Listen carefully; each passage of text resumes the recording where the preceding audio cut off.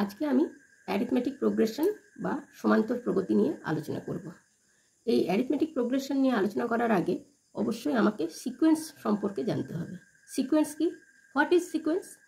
Sequence হলো a succession of numbers arranged in a definite order according to certain rules is called a sequence. অর্থাৎ a set of number একটি নির্দিষ্ট নিয়ম অনুসারে পরপর থাকে। এক্সাম্পল হিসেবে যদি আমি বলি,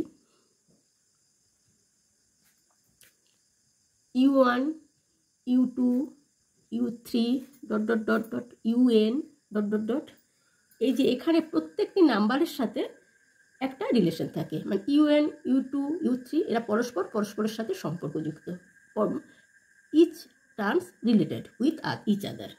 যেমন যদি আমি একটা নাম্বার দিয়ে যদি দেখাতে চাই 1, 3, 5, 7 dot dot dot 2n-1 dot dot dot, এখানে দেখা যাচ্ছে 1, 3, 5, 7 এগুলো কিন্তু অড পজিটিভ নাম্বার।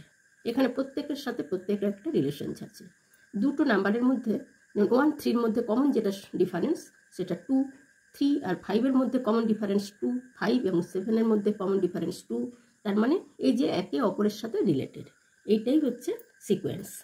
এরপর আমাকে সিকোয়েন্স যদি জানতে হয় তাহলে আমাকে জানতে হবে এবার term. What is term? Term হলো